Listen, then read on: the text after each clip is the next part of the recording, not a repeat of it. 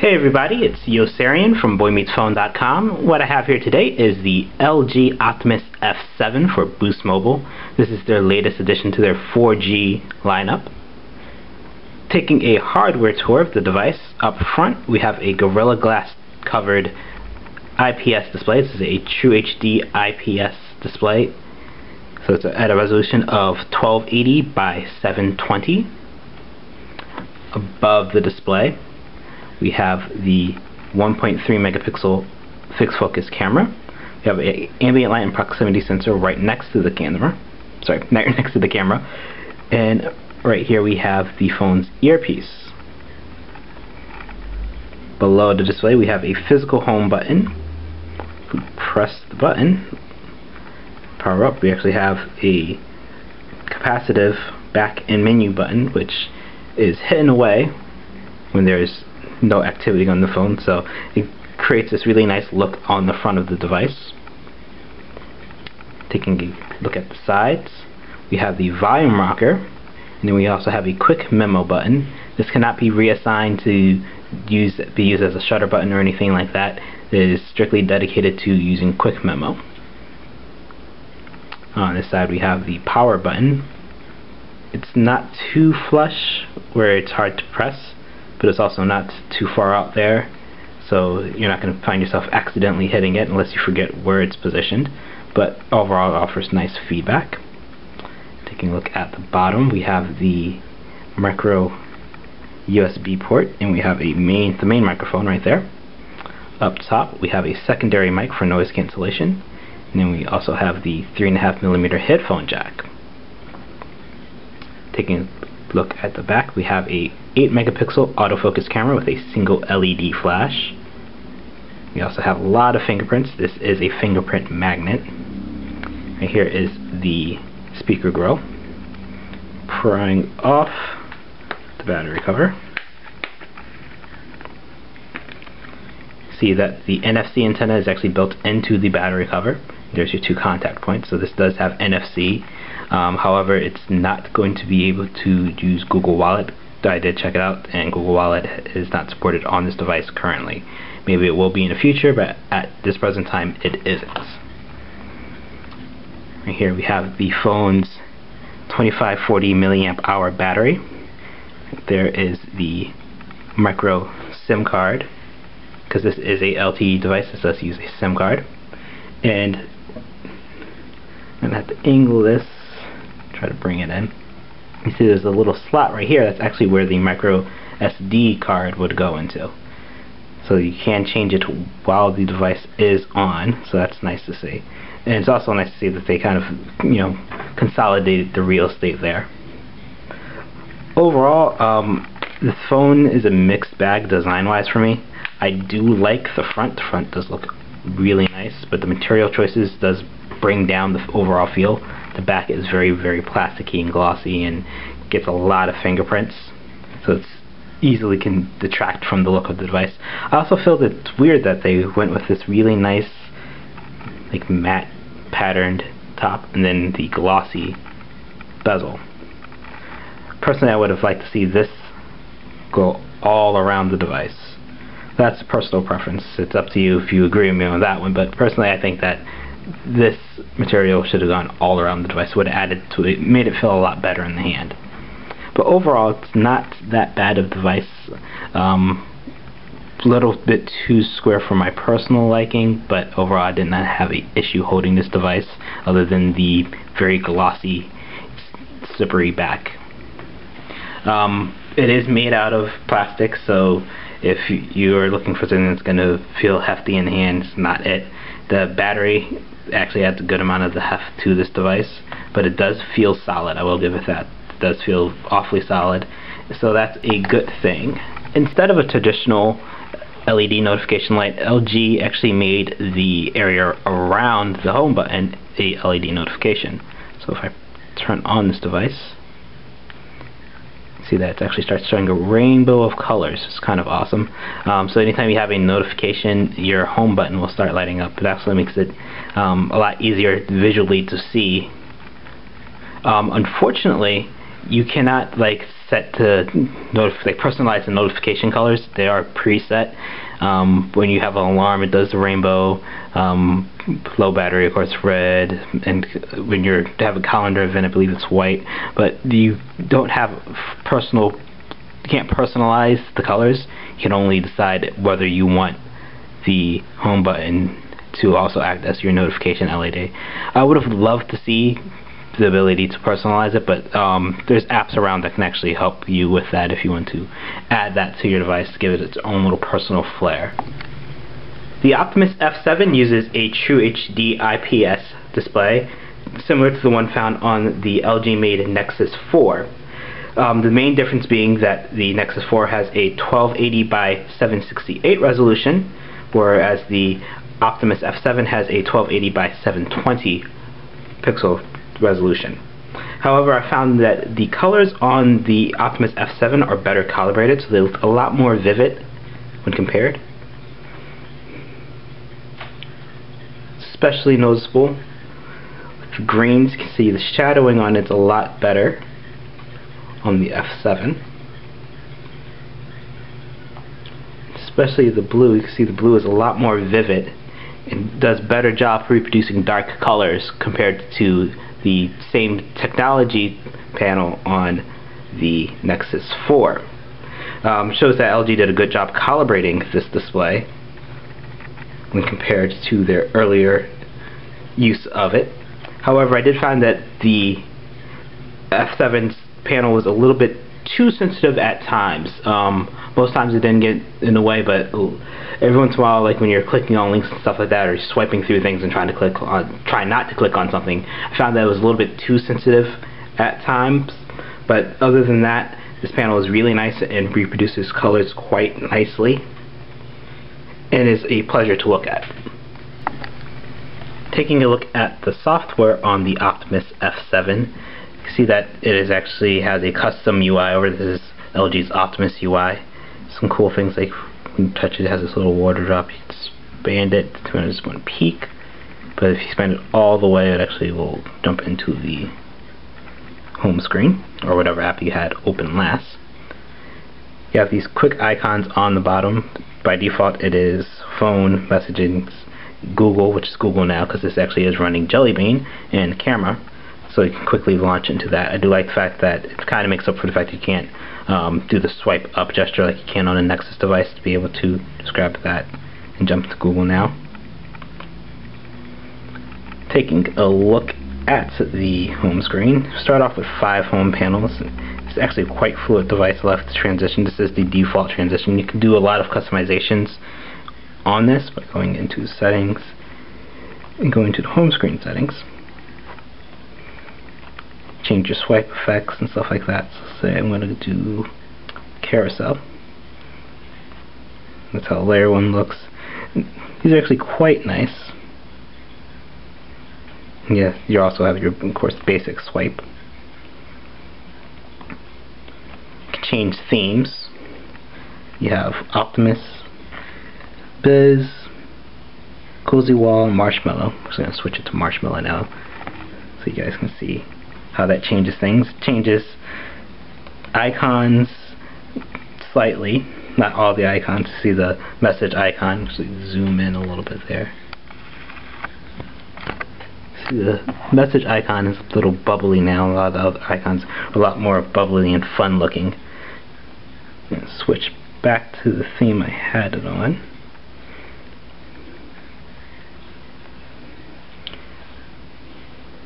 You can see that the icons change. It changes the icon's overall feel, and also changes the keyboard, how the keyboard is colored on the device. It's kind of nice to be able to customize it just a little bit like that. Optimus UI, I have to say, is all about customizing it. If you press and hold an icon, let go, you actually have this little paintbrush in the corner.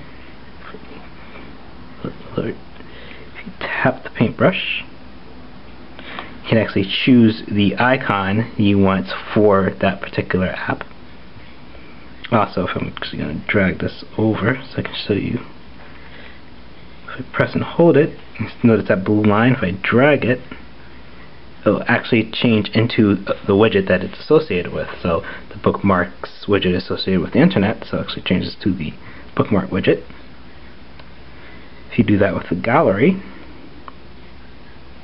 actually we'll change it to a photo frame.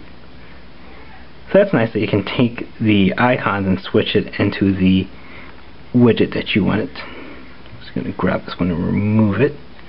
Get that cool little animation there.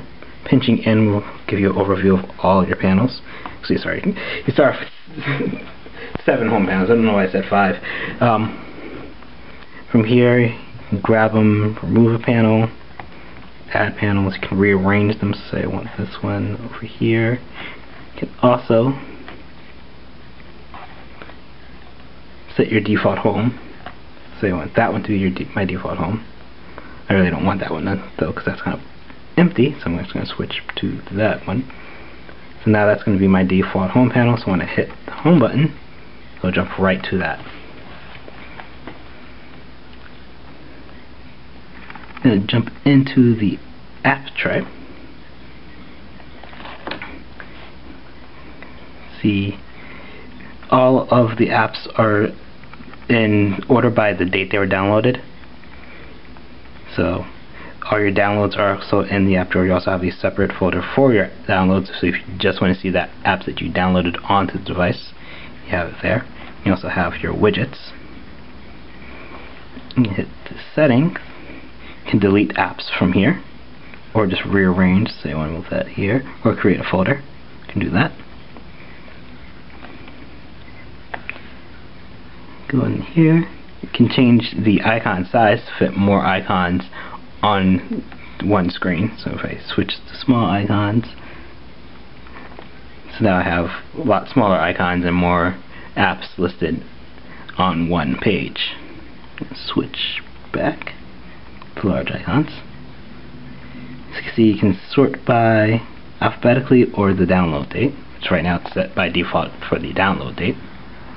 As far as apps that come on board, you have Boost Zone, of course. You have LG's Tag Plus, which is for labeling NFC tags. You can buy those, the LG ones, specific ones from the store. I know for a fact AT&T carries it. I'm not too sure if Sprint does, but there's a good chance they might. You have a file manager built in, which is always nice to see. Oh, sorry. You have dictionary, application manager, backup, so you can back up your device. Chrome does come on this, and so does the actual ice cream sandwich browser. I'm pretty sure that, yeah, I thought that was a little weird, but it's nice to have both options. Okay, you have Memo, a notebook. Of course, you have all the Play stuff, so Google Play Music, books, magazines, and the store. You have Polaris Office Viewer. You don't have the full version, just the viewer, so you can view Office documents on the device. You have Quick Translate, which will allow you to take a picture of something written in a different language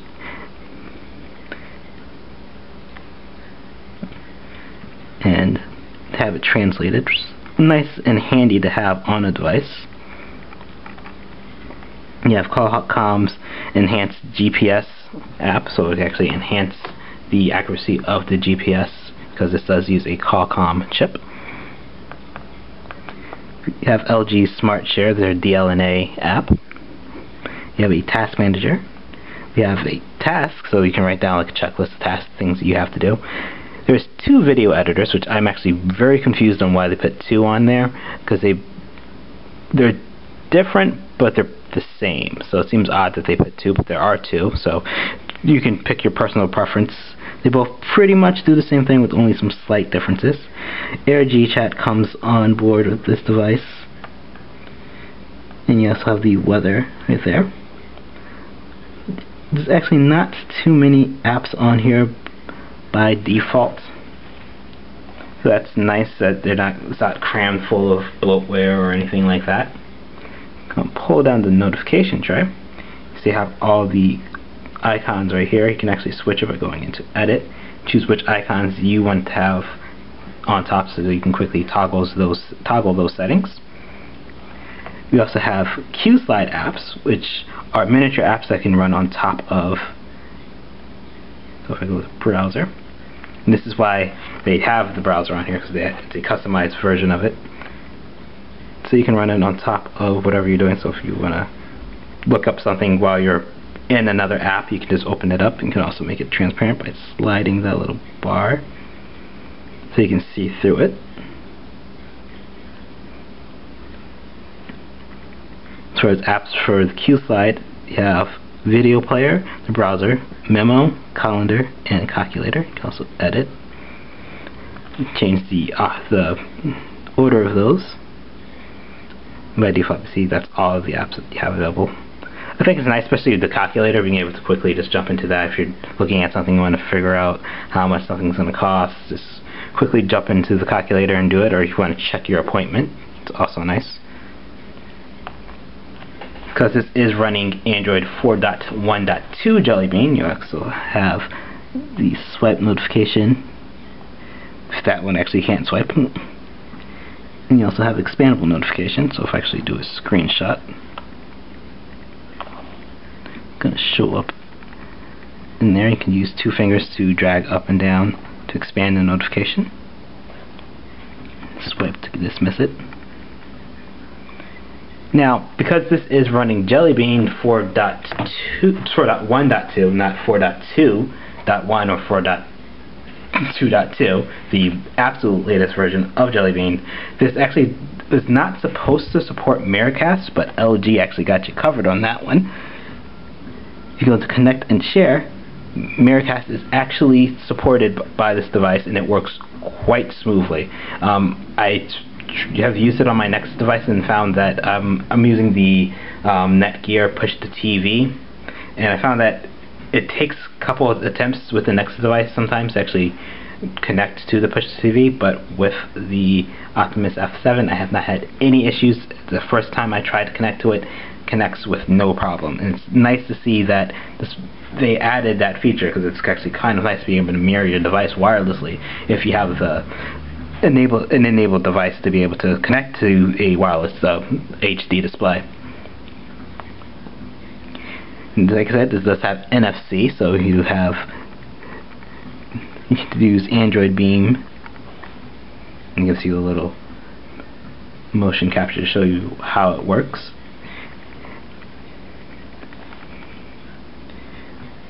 Jumping into the device settings, you have gestures,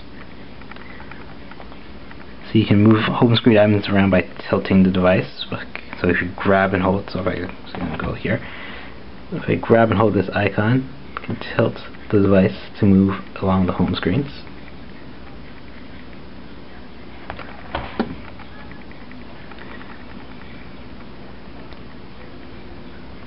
You can silence the incoming call by flipping the device, snooze the alarm by doing the same thing.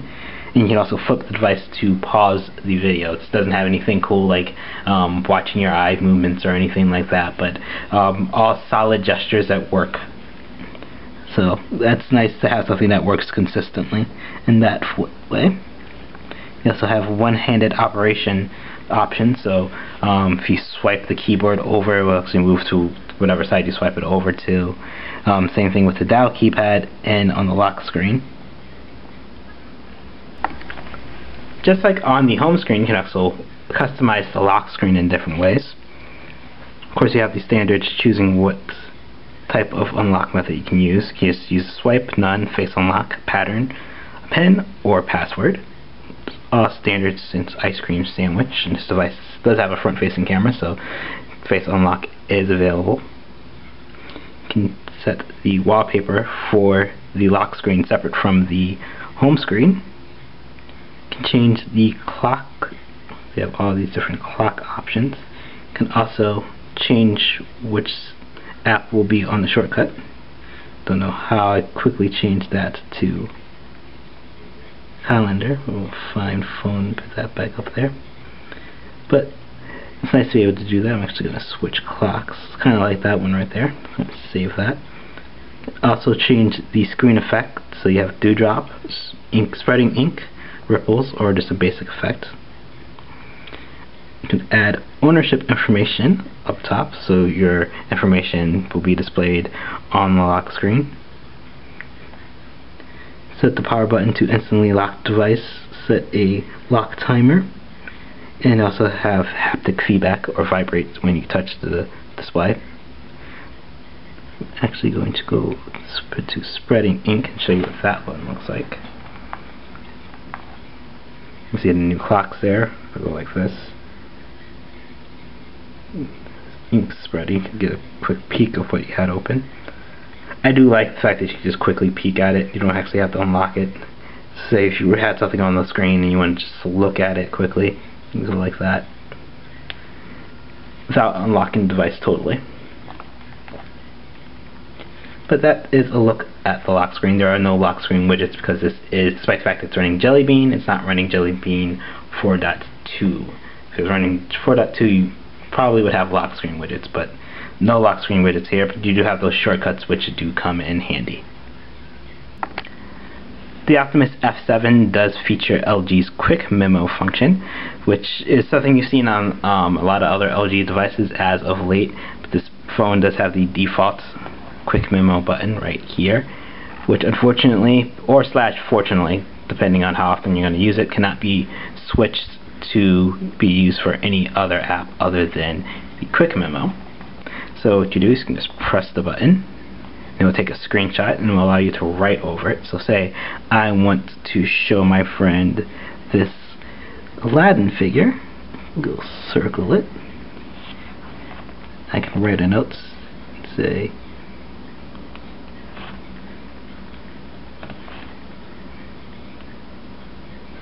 actually, let's probably say, what do you think? It's not going to be enough room with that thickness. But I can also on that again, change the different pens. So if I want something thinner, so I'm actually going to go with a thinner one. And change the color. So I'm going to go with orange. Back out of that.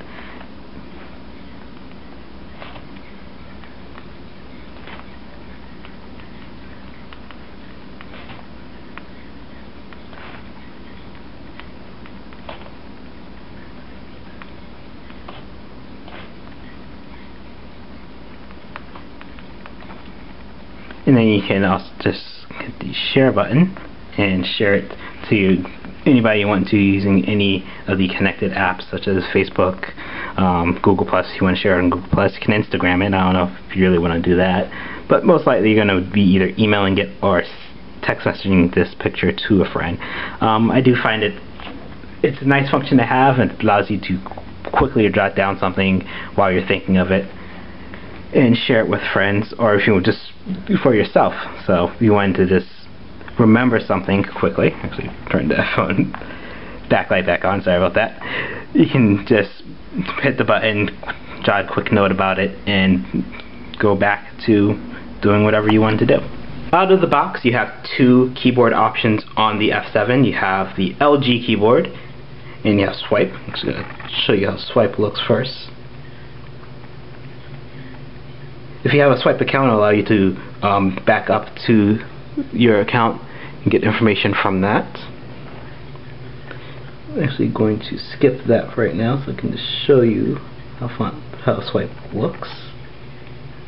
So what swipe allows you to do is to not only type regularly, but to trace from letter to letter to form the words. It also has its own voice dictation system that uses Dragon Nuance.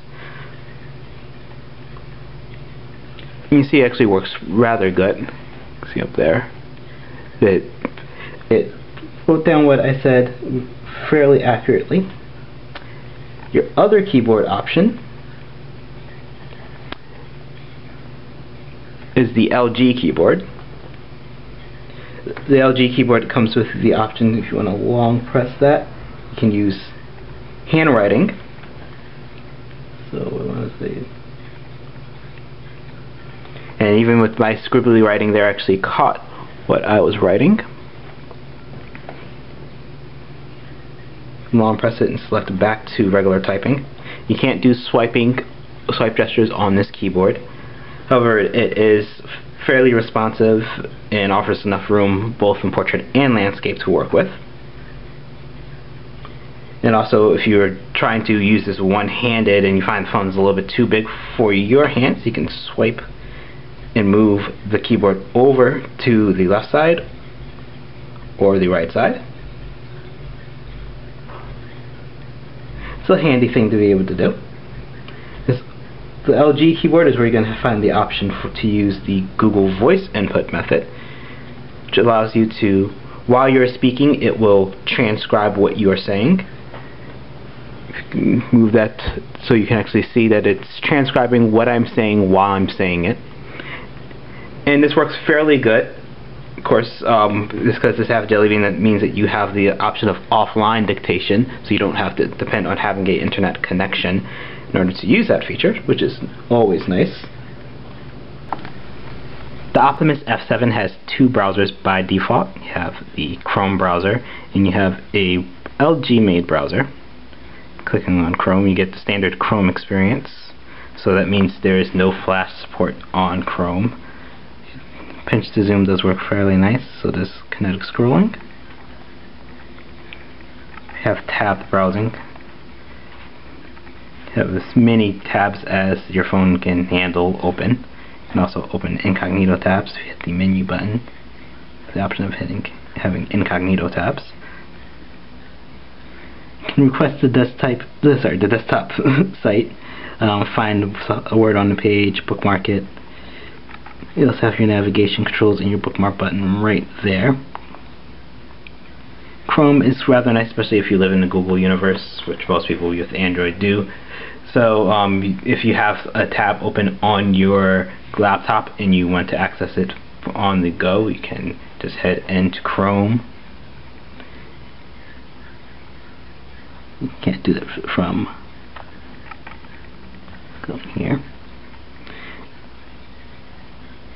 You can see other devices. You can be able to see all the other devices connected to your email account. So it's nice if you use Chrome on other devices because it allows you to take your other tabs with you wherever you go. Now the second browser is here mainly because of the QSlide app. This is, if you press right here, it will actually minimize the browser window. You can actually stretch it, make it bigger.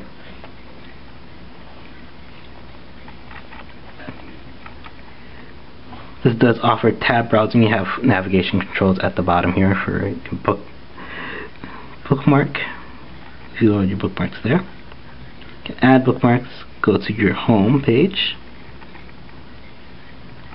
and navigate back and forth. Up here you have a list of all the tabs that you have open currently on this device. You can add tabs. Go back in the tab view and hit settings. You can open incognito tab, see your history, see the saved pages, and go into the deeper settings. It has things like the bandwidth manager, the lab, so you have the quick controls, which is nice. It's something that you see on the ice cream sandwich browser. So if I tap that, you'll have the controls that come up from the side. I do like these, and I did like these on the ice cream sandwich browser, and wish it made its way over to Chrome, but what can you do? But mainly this is here, so you can use it as a QSlide app. Sorry, I just keep using the pen because I have it in my hand. So mainly the browser is there, so you have the option of having that minimized window so you can view it anywhere on your device.